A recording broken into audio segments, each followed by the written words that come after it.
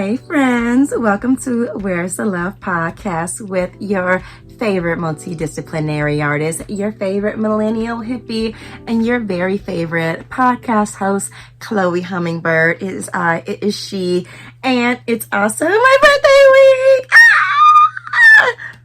Thank you. I appreciate it. Yes, Scorpio season. Yes, Scorpio sun, you guys. I mean, of course, could it be anything different? I feel like I am a stereotypical Scorpio on the surface. And I have been like, Scorpio is like the sign of like change and transformation and the phoenix, right? That death and rebirth and that death and rebirth. And I feel like there's so many new beginnings for me afoot, like all the good things waited until Scorpio season, because if you've been keeping up, it's been one of the most traumatic years in my life, not with this ongoing genocide in Gaza that's happening, but also my mother died very unexpectedly, and there's some ongoing medical issues that, you know, we learned she died from a condition she was born with that I may have. So there's just a lot going on. And I've been unemployed for most of the year. As an artist, you know, here and there, you gotta take a part-time or full-time job to sustain you in between your artistic endeavors. So, and that's where I was at a lot of the year. But I just got a full-time receptionist job, which I'm so stoked on. It's super chill. Everyone's nice. It's that type of job where you can go and feel useful, but you ain't gonna take that stress home with you, which leaves me to be stressed out about my artistic endeavors like this podcast. I wanted this episode to get out like much sooner, but it is what it is. We're slow but steady. I'm trying to build consistency, like I said at the end of the last episode. But here we are, episode 2, trying my best. I want to get one out every week, but you know, we'll see what happens. So it may be bi-weekly. So we'll see. We'll look at the calendar after this.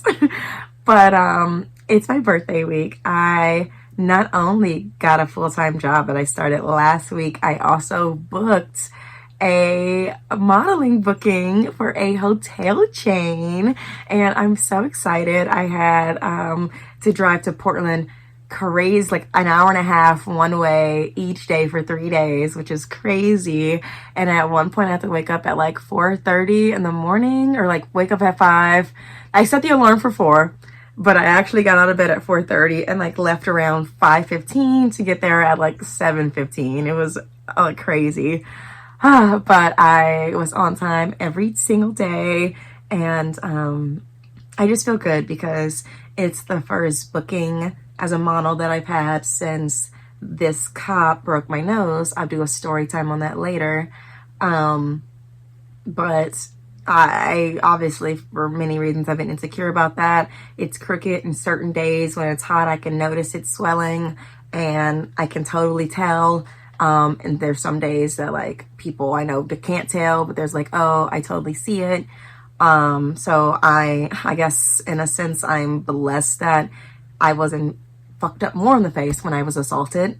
But that has, you know, been in my head, and it's also the very first modeling gig that I've had since my mom died. So it just feels like, okay, new beginnings, new job, full-time, able to potentially get out of debt. I had to put a lot of money on my credit card to pay for this autopsy report for my mom. So just a lot has been happening that has been keeping me away.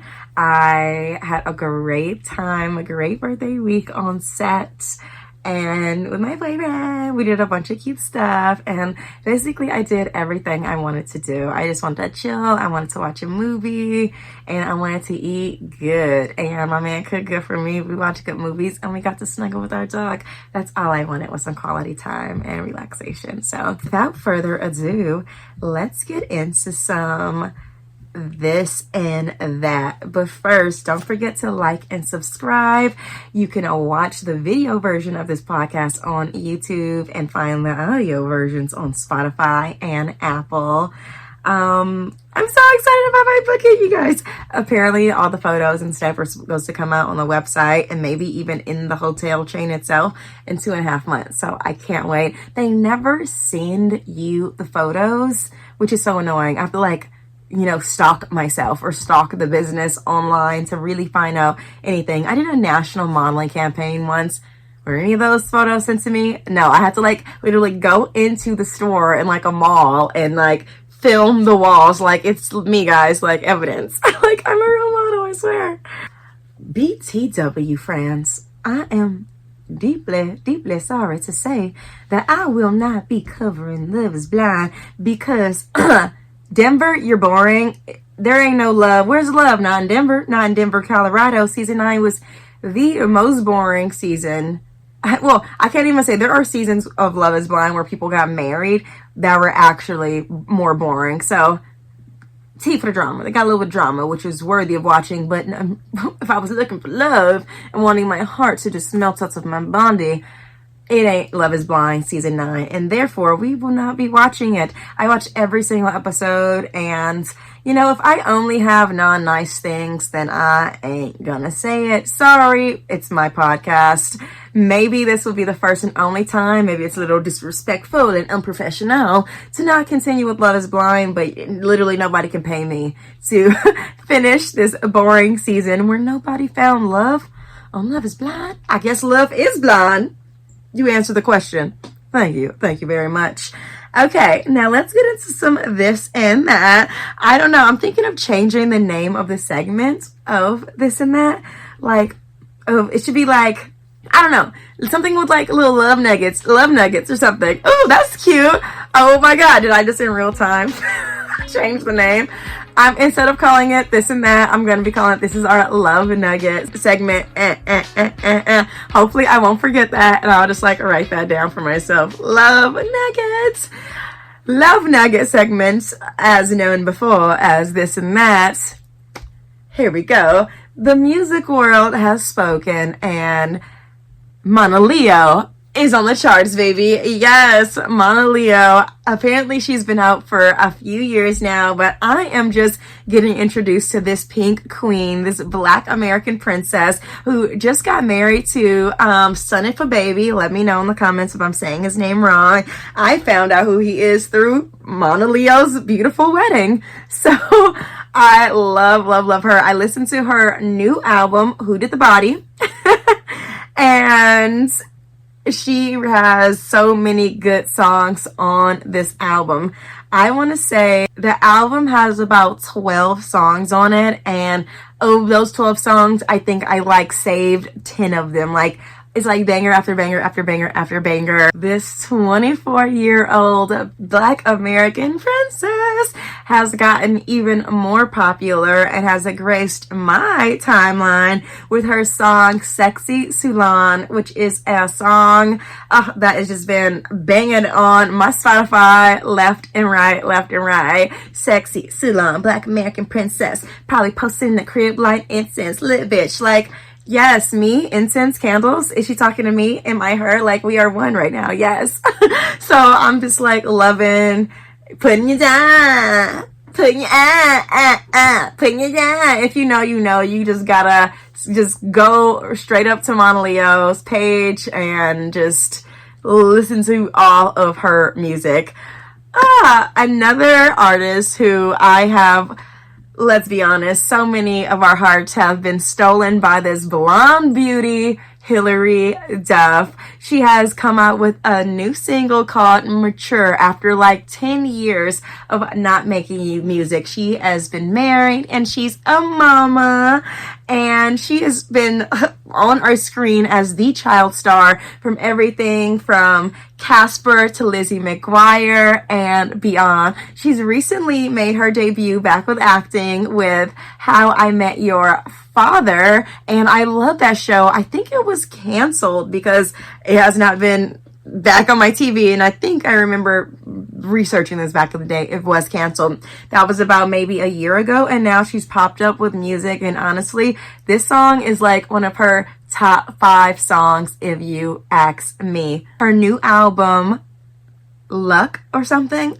releases February 20th of 2026. From today, that's about 88 days, 2 hours, and 53 minutes, and 0 seconds from now. She has this awesome countdown timer on her Spotify that maybe other artists do, but come on, I have been in a black hole the last few years, and I'm like crawling out of it, looking at civilization like, okay, what's cool? What's the new hot things out there?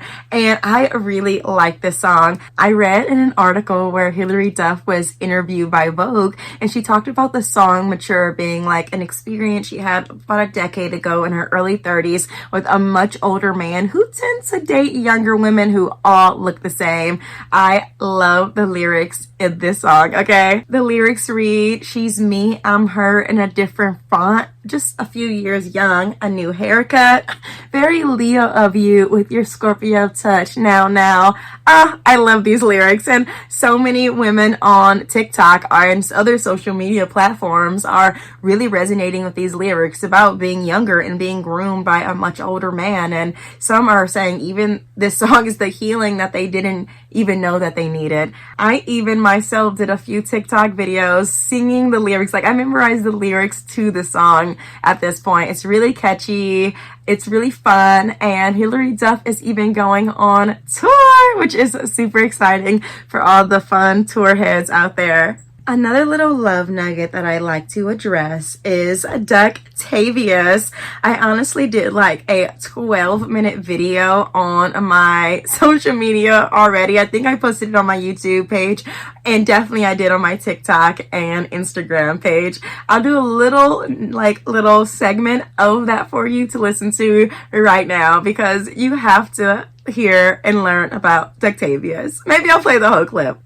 This just made me so annoyed this morning. Okay, so there's this black man, dreadlocks, heart of gold. Do I know him personally? No. Have I just spent like an hour and a half watching like every video he's ever posted on social media? Yes. So this is why I'm pissed. So there is this duck, right, that he named Ducktavious. It's his first day. He moved from Atlanta. The man, not the duck. The man moved from Atlanta to South Carolina, right? And his first day in South Carolina on Myrtle Beach, he's hanging with his homie by the river. This duck just comes up and like keeps following him, will not leave him alone. He's like, all right, Duck, do you want to come with me? The duck chose him, as far as I'm concerned.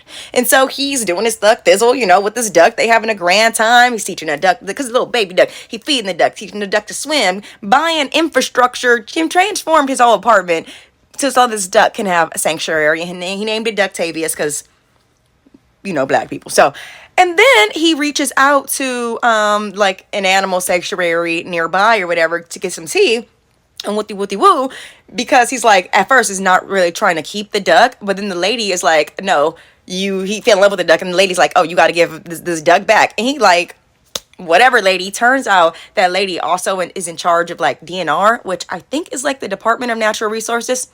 Correct me if I'm wrong, internets. And they basically told him that's not actually a duck. That's a Canadian goose. And why is it in South Carolina? Because of their migration patterns. Turns out there is something called like the Migratory Canadian Act or something like that. Basically, if you see a bird, even if it's from Canada, you're not allowed to house it, feed it, freaking... Like, you're not basically supposed to interact with these things at all. But when they're babies, they look like ducks. So how am I supposed to know it's a duck from a Canadian goose? And, okay, also, it migrated to South Carolina. So it wants to be in South Carolina. Anyway, they saying it's a $10,000 fine for this man if he, doesn't give the duck to them. So he does, but it's so sad because the duck obviously, loves him. That's his ditty, you know what I mean? But, that's why I'm pissed. But anyway, $10,000 fine. He didn't want to do all that. He gave the duck back to the people. The duck was cool. The good news is there's a happy ending. Ducktavious, apparently, he reached out to the DNR, and apparently Ducktavious is at that age still where he can still adapt and learn all the ducky or goosey things that he needs to know to be self-sufficient adult goose in the world. So that's good. Ducktavious is free back in the wild, healthy and safe. But he doesn't have his faithful companion. I think his name is Rashad or something like that. The black man. But anyway, this black man was so like emotionally moved by like this experience with Ducktavious that he literally opened his own animal sanctuary. He has like three or four I think ducks that the animal sanctuary actually gave him, which is cute. And then he has ducks. He has chickens. He has a couple cats now. He's looking for a raccoon. He's literally legit opening his own like animal sanctuary. He moved out of his apartment. Like, this man has transformed his like whole life for these animals, and it's so cute. And he stopped smoking weed, and he's like becoming one with nature. And if you ask me, it's like black people are like seen to be in society the most removed from nature, but when we get in it, we are the most connected. You've been connected. Like the birds, the bees, the flowers, and the trees are like, you have arrived. And watching those videos just warmed my heart and broke my heart because I want him and Ducktavious to be together. But he has a Ducktavious Jr. and he has another duck he named Jamal because black people, and Jamal loves him. He like hops in his hand. I just needed to tell that story because I hate these wildlife laws. Yes, I know they're supposed to protect animals and protect endangered species, and not all humans are as great as Rashad. Not everybody's gonna see a duck, they're probably gonna eat it or try to kill it or make an animal fight or something. Humans can be so awful, but the ones who aren't should be able to keep little Ducktaviouses of the world.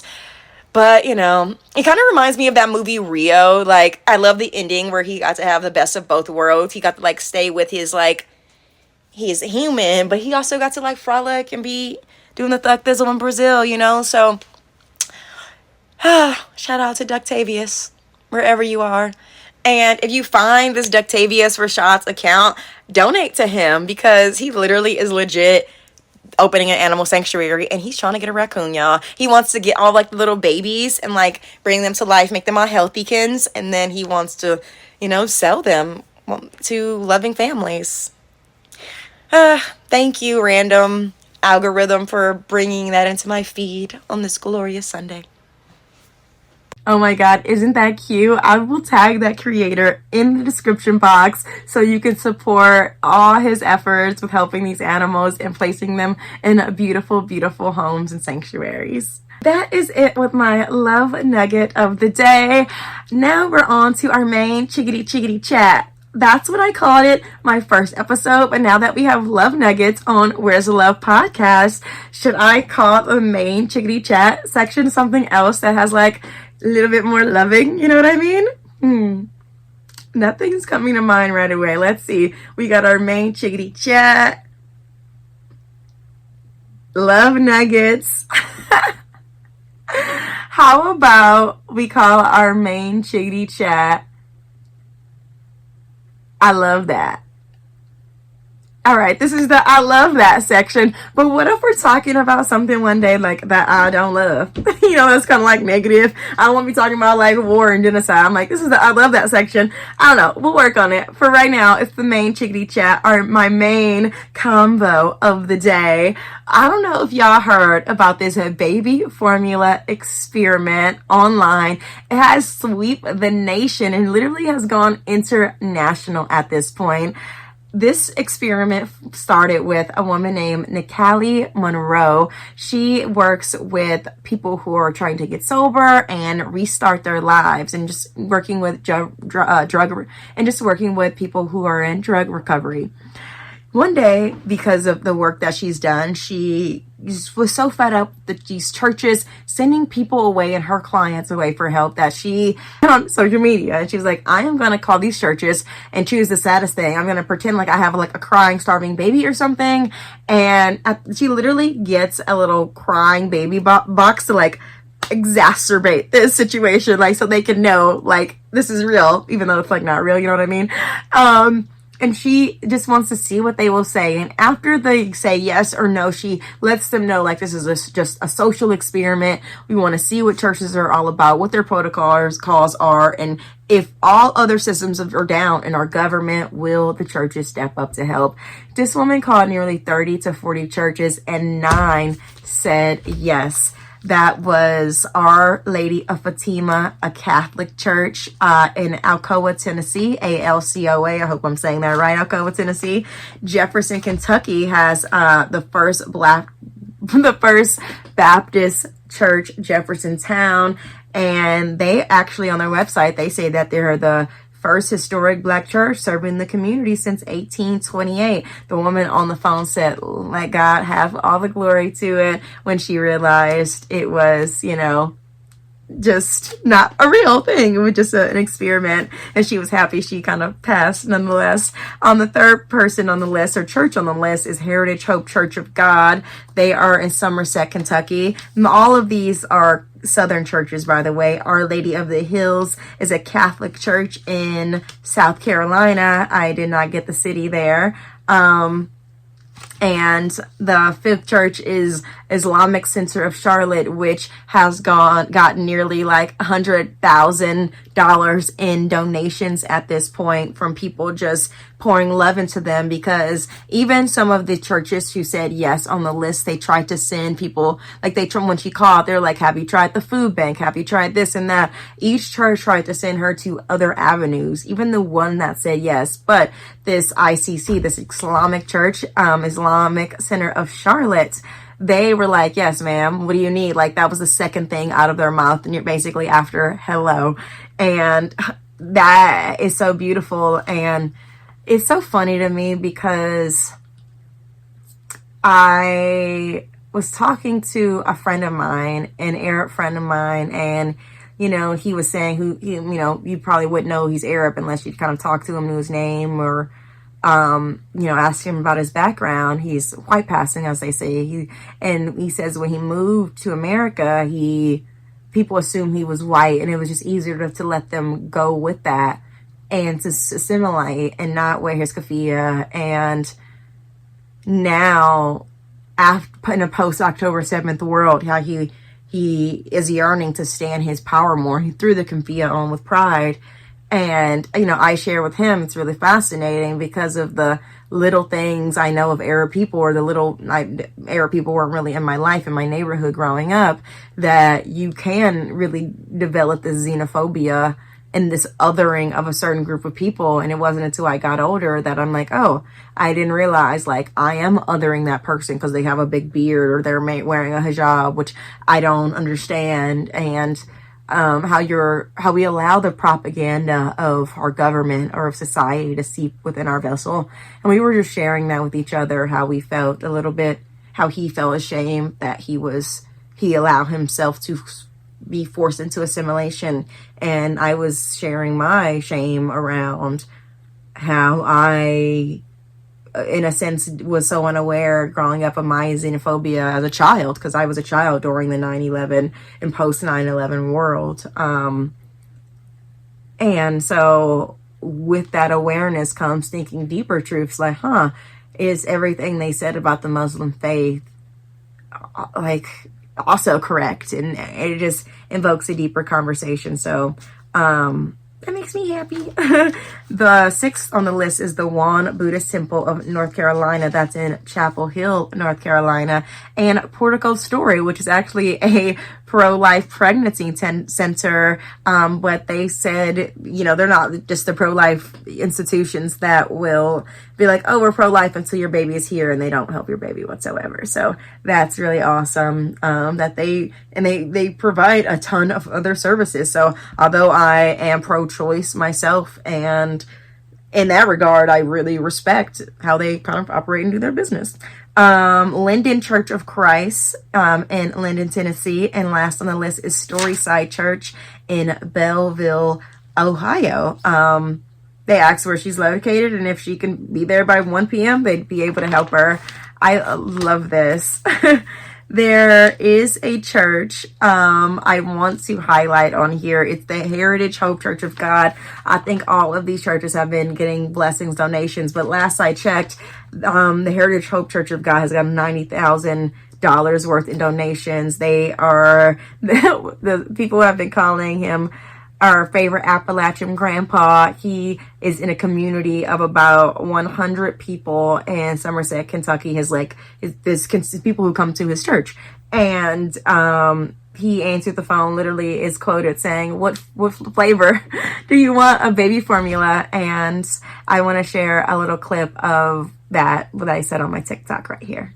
So I saw a video today of everybody's favorite Appalachian grandpa. I think it was on Nikalie's page in church, and he said he was so happy that God put the right words in his mouth at the right time, because he said like he wasn't really feeling it that day. He was kind of having a day, and he didn't really feel like it, quite frankly, but he was gonna do it anyway. And that's so awesome, because how many times do we not feel like it in society and in life every day? Like, the price of community is inconvenience. Sometimes we have to inconvenience ourselves to be there for each other, to take this extra step, to think about the thing that's not in the rule book, but to do it because it's the right thing, the empathetic thing, the just rational thing to do as human beings. Like, just that I was like, it doesn't always feel like the perfect moment where you had a great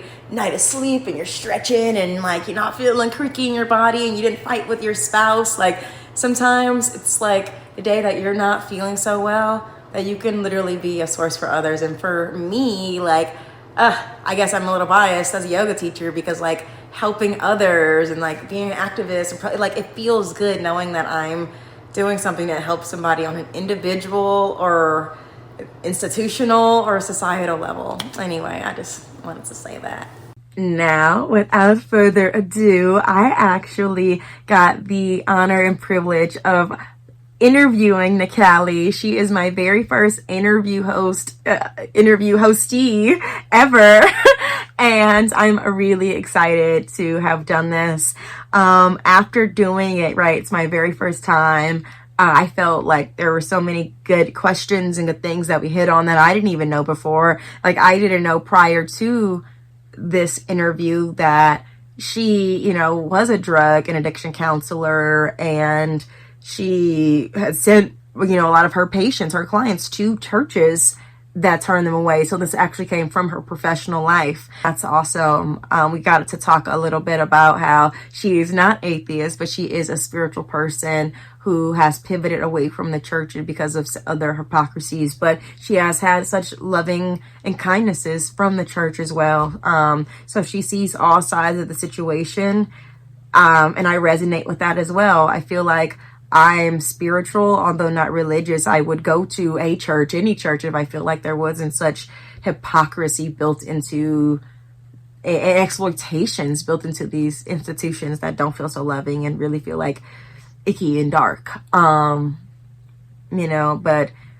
I do think that there are some great metaphors and life lessons to learn from these scriptures of all the denominations, but like, I can't see myself going to an actual church right now. Even as a yoga teacher, there's so much hypocrisy. Like, they actually breed you as a teacher to not talk about spirit and truth and heart, just to focus on the fitness. Like, they say that in a way without saying that, and it's really disheartening. And it was really disheartening to see so many of those churches turn her down and say no. Some of the churches who kind of were on the naughty list, who said no to her. Some people called her demonic. There's even one church that a lot of things has come out about their financial fraud. So, and conversely, some churches are being so blessed financially, and it's beautiful. I feel like this experiment did exactly what it needed to do. Another thing that I wish I dived deeper into, she said that her children are biracial, but she is white. I would have loved to just go deeper on that. That's been a cultural conversation the past few years, being a white mom of biracial children, and what that means, energetically in the world, what that means socially in the world, what that means, what kind of mentality those children tend to have, and how she as a white mom can sort of help combat those stereotypes. We also talked a lot about her future projects coming up that I super want you all to know about, and that you can spread the word and support her or even be involved. She's starting an organization to sort of help people, and if you want to be a part of that, sort of adopt a family, if you will, during these hard times, I urge you to follow her page, which she will share with you at the end of this podcast, and just to learn more about how you can be involved to help people. Also, I do want to say this podcast was so hard to edit. There was an echo, and it's my first interview, and I had to like watch all these YouTube videos of what's the best like interview hosting platform, and then like learn how to use that hosting platform. And it was just so much. In less than 24 hours, we scheduled and recorded and did the interview. So I just hope you guys enjoy it. We are here with my very first podcast guest ever, Nikalie Monroe. You may know her from this week going super viral on not only TikTok, but I've seen you on news. I've seen you all over other people's social media. You've gone like worldwide at this point. And I think we just made the right person famous. Nikalie is a Southern woman, a mom, a veteran, and an empathetic human, here to not only share her story, but also to share what's next. Tell us all about you, Nikalie. Yeah, so of course you already listed the basic stuff, but we are trying. So I put out kind of like what my goals were, and then I had a bunch of people that was like, I can help you with the website, I can help do this. So we're doing two different things right now.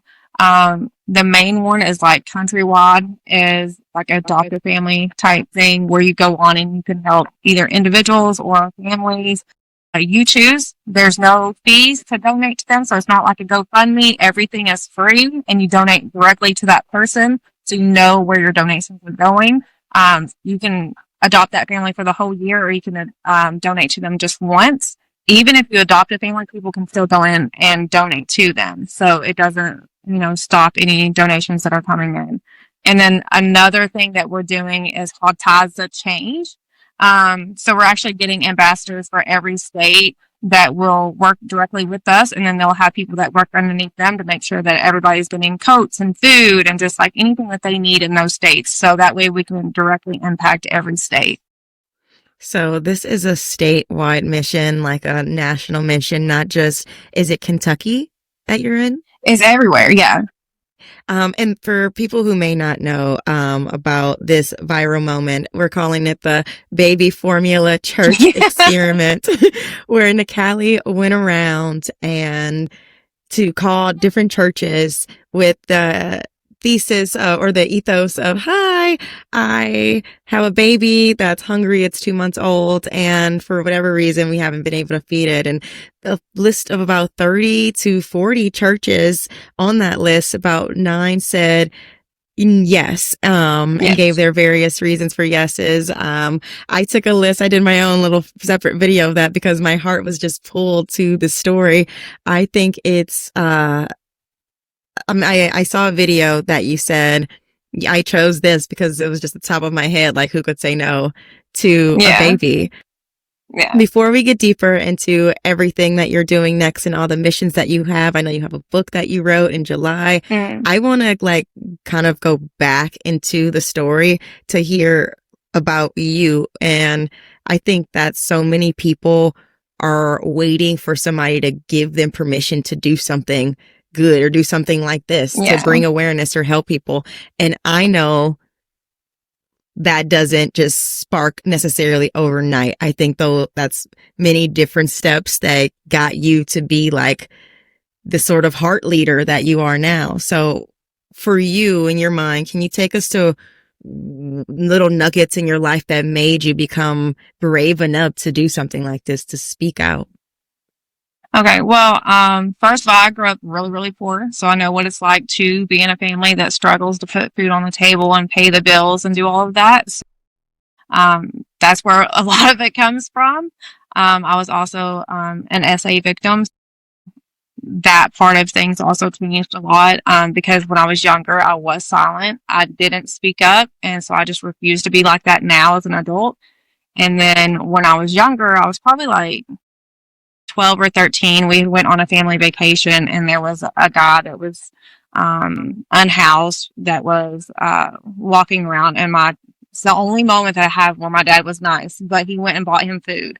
And then it just moved me. I was like, yes, that's what I want to do. I want to make sure that if I see somebody in need or they're hungry, I'm going to feed them. So that started when I was really young. And yeah, just as I was growing up, I just always wanted to help everybody. I see when you talk about just helping people, like your face lights up. That's actually something that drew me to wanting to talk to you, because when you made the calls and they were like the good calls and you got people that said yes, you hung up, and I just saw your face beaming with such light. And when you say that you're an empathetic human, it's literally visceral. Like I can see it coming out of you. Can you tell us more about your experience with the church? You said that you were spiritual, right? Spiritual, yes. I resonate in the same regard. I have sort of a background in Baptist church with my upbringing, but I resonate with being more spiritual. But I have called myself atheist in the past. She's not atheist, guys. I projected that onto her. I'm not atheist.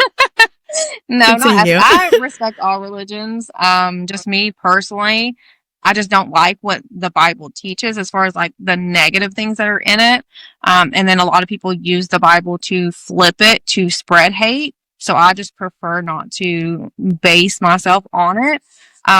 But yeah, I am very spiritual. I believe in helping everybody. I believe in doing good. And I just don't want to judge people based on what they believe, or like, not respect somebody else's religion because I like, oh, my religion's better. So I just choose to be spiritual just for my own beliefs. I've never had any issues with church. I've seen a lot of people saying that. I don't hate Christians. I don't hate churches. Like, no, I respect all religions, all beliefs. As long as people are happy and they're spreading love, that's all I care about. I think that for me, I actually crave to go to church. Like I would love that if I didn't know and feel that sense of hypocrisy and that sense of just sort of that the business overcomes the like basics of helping a human that's right in front of you. Like I've always sort of battled with that. So although I'm not in the church, I do want to find my own sense of home in a church one day, whatever denomination that is, to a place that just feels like the safe space. Yeah. Now, I've been to a lot of churches that are really great. Actually, the one I was going to go to today, the Jeffersontown, I watched their service last weekend. I would totally hands down go to that church every Sunday, just because like you can tell like the people there are true in what they preach. And yes, the one that's in Louisville, Kentucky. Their serving last week was great. I watched it online and I was like, oh, like it was amazing. The one in the call when the lady was like, "Let the glory be to God." I'm like, I took notes. I'm like, am I mistaken? Yeah. I was pressing a button earlier, so I was in the middle of something when you did. Just to piggyback on that, I didn't want to bypass that very human moment, that very vulnerable moment you shared about your assault. I was like literally pressing something while you were talking, but I don't want to pass by that, hashtag me too. And that sucks that we live in a world where that's so prevalent, but it's even you being so brave in front of us all saying that, like, it's something we can just like bypass, but I'm sure it took so much work to even be able to say that so easily and openly. No, I feel like speaking about it helps a lot of people. I've been able to talk about it and heal from it, and just let people know that they can have that same voice. You got to work for it. You're so sweet, Nikalie. Such a sweetheart. Just feel your heart. Tell us about, before we go back and more into like what drove you to do this experiment. You already told us a little bit more about that, but I want to hear even more. But I know that you're a mom. So it's a mom did the baby formula experiment. If you guys didn't know, she's actually a mom. Yeah, I've seen a lot of people like, she's not a mom. I am. I don't have a boys baby. Too. They're so cute, little curly hair. Thank you. I would love to hear about anything of your mom journey that you want us to share as it relates to this experiment, or anything, you know. Well, yeah. I mean, I was a teen mom, so I actually got pregnant with my daughter when I was 16, had her when I was 17. So I was one of those moms that was struggling to afford. I wasn't even working. I was in school. I was still in high school.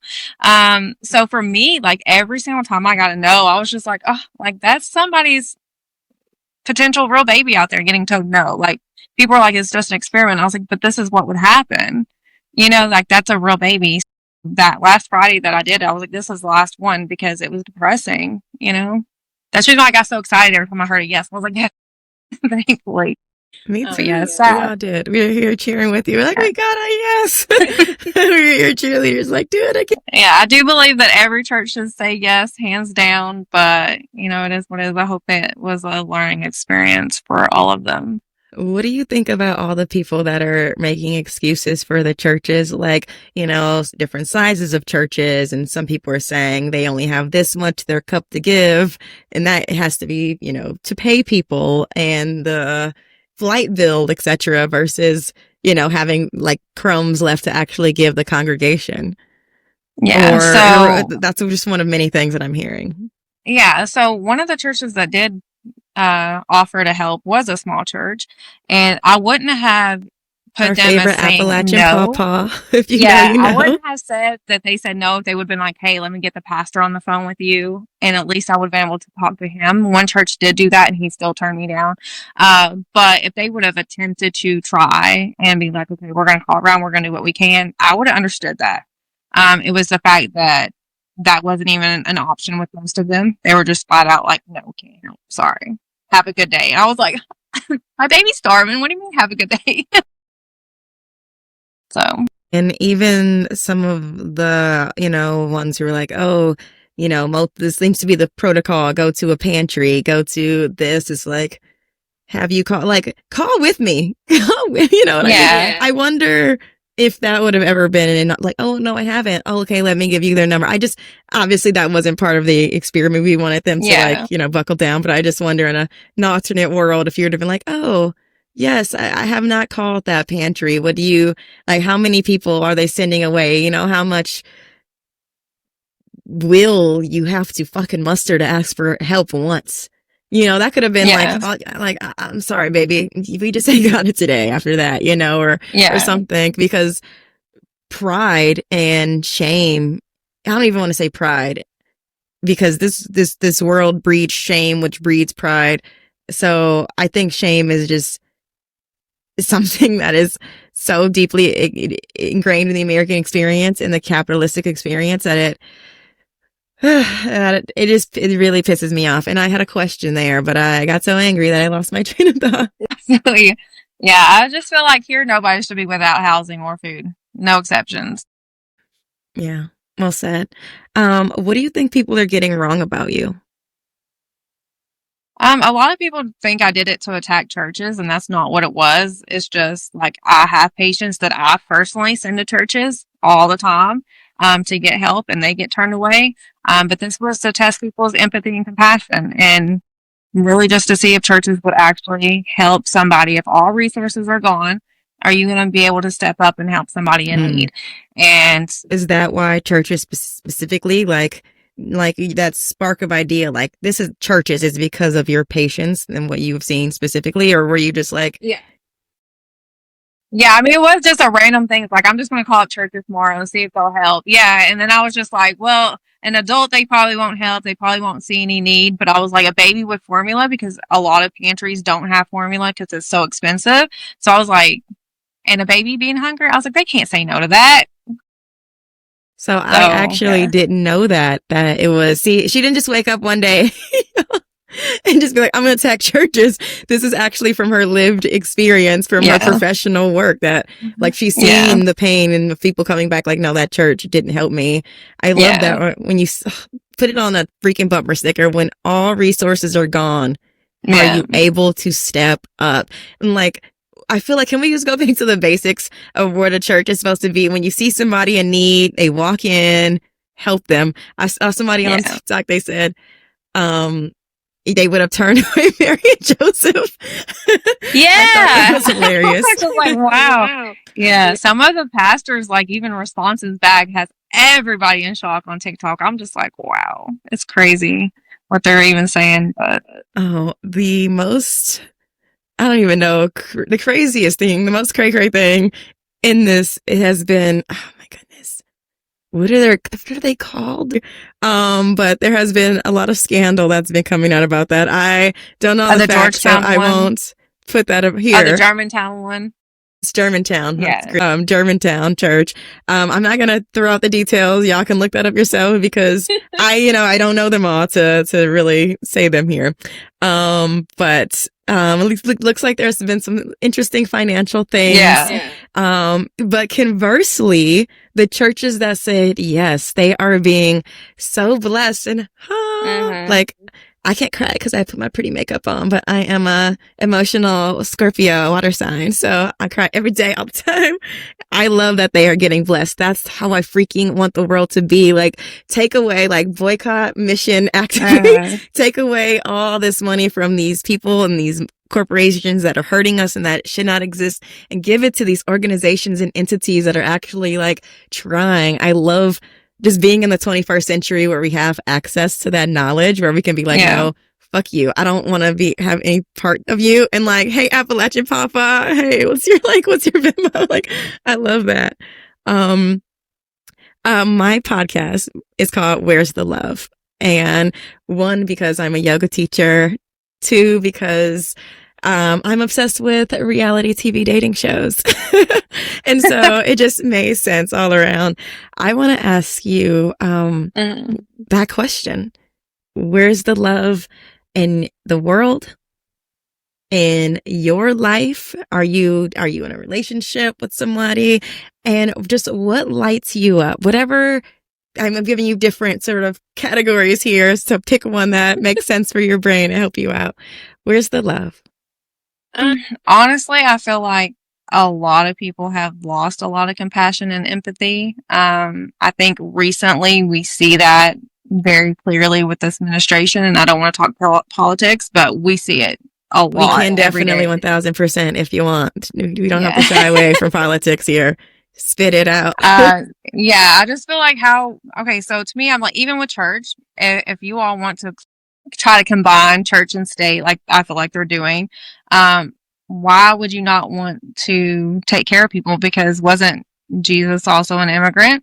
Wasn't he also going home to home and waiting on people to help him and feed him and all these things? So I'm just like, if this is what you believe, why are you attacking people that are just trying to live their life and aren't doing anything wrong? So, like, it's very disheartening to see what's going on. Like, I mean, even the priest that got shot by ICE, like, with the little whatever they were shooting at him, and then they went and pepper sprayed him in the eyes, and they pulled another priest out of the crowd. Like, I'm just like, you all are seeing this and you still support them. So it's crazy to me.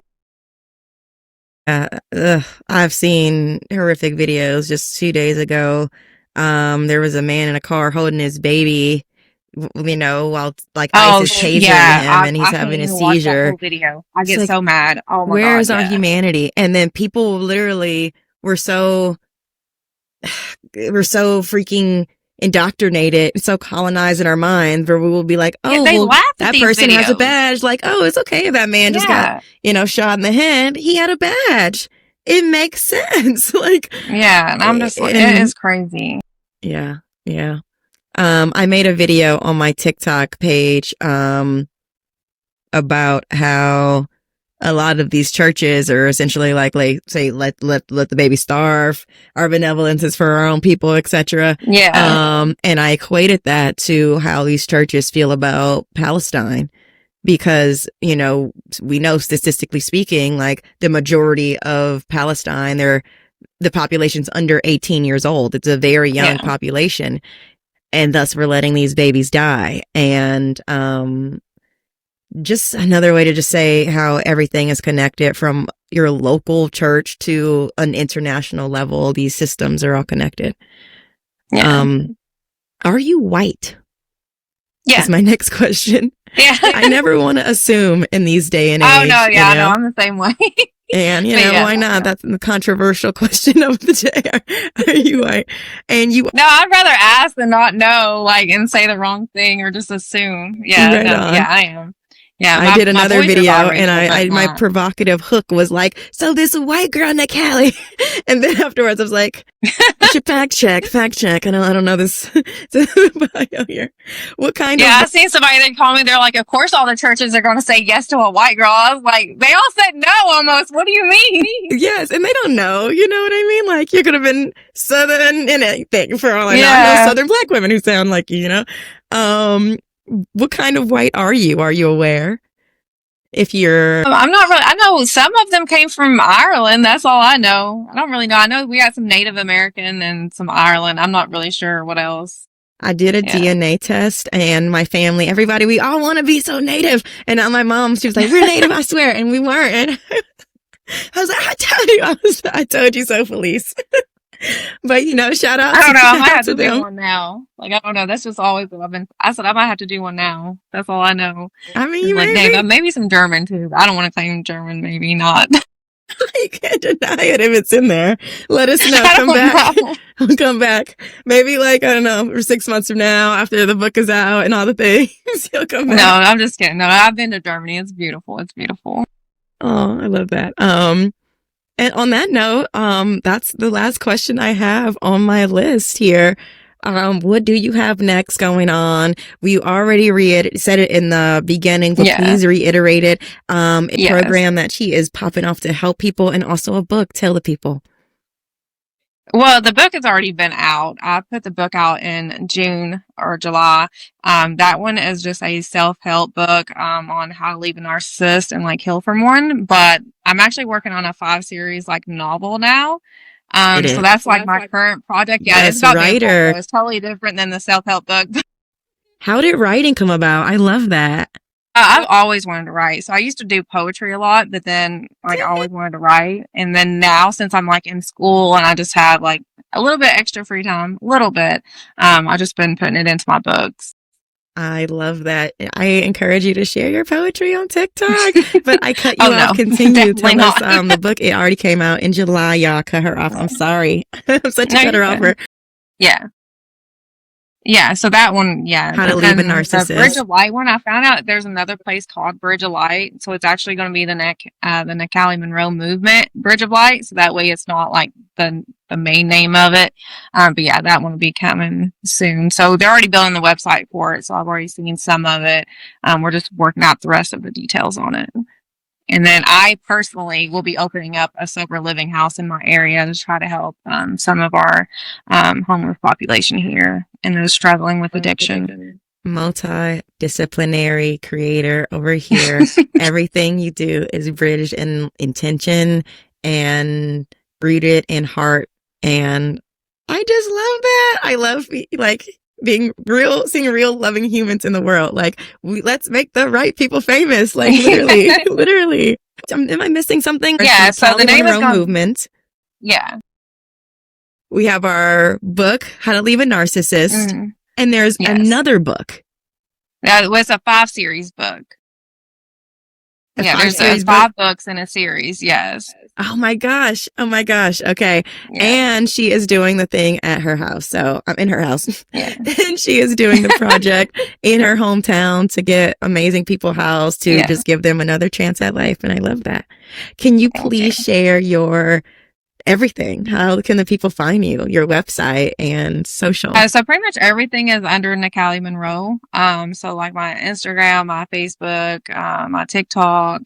I did just start a Threads and a YouTube. I've never used either one of those before. So I do have those now as well. So I love it. I'll follow you on YouTube as well. YouTube is my place. I have a TikTok, Instagram and YouTube, but I'm like slowly but surely like getting all of my attention stolen by YouTube. So you definitely should. Yeah. People want to see like, your horizontal life, what you got, your thoughts, your long form thoughts when you have going on. I definitely do. I'll keep in tune. Well, so everybody, please follow Nikalie. I will check out your stuff too. And you're Oh, so snap. sweet. She followed me, you guys. When she followed me, I was like, oh my gosh, I am so popular. I'm the coolest girl in school. I gotta have her on. Like, yes, real people doing real things to help the world is like all I want to be talking about. I don't want to take up any more of Nikalie's time right now. She's got all these things to get into and beautiful babies to attend to. Thank you so much, Nikalie.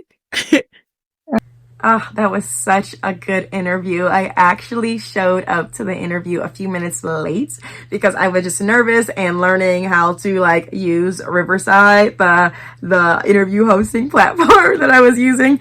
So because I showed up a few minutes late, I was sort of like, I felt like I rushed her off the phone, at the end after we stopped recording. I feel like she wanted to chit chat. I was like, okay, thank you, bye. So I think in the future interviews, I'll be a little bit more relaxed and maybe not show up late. I just wanted to honor her time, which is why I rushed her a little bit. But I really hope that you follow her page, support her projects, or even potentially start similar projects that you think can help your community. I'm of the essence that we cannot rely on our government. We should be able to, but the imperialism has its own agenda, and that agenda rarely involves helping and being there for the people. So the people, that's us. We have to help each other. Next episode, we'll be talking about the last season of Stranger Things. Stranger Things Season 5 comes out on November 26th, the day before Thanksgiving in 2025, friends. I have been watching this show from the very beginning. The Duffer Brothers are such inspirations to me as a writer, as a sci-fi fantasy writer, and as people who take a long time to develop their stories. I super resonate with their brain, and this story that lives rent-free in all of our hearts is coming to a close by the end of the year. November 26th, it will be the first 4 episodes of the final season. And me and my dear cousin, who is in the mental health field, V, she and I will be talking about our impressions of our favorite characters, specifically diving into season 3 and talking about what's next for the Stranger Things universe. Again, like and subscribe if you haven't already, and share it with your friends, okay? See you next week.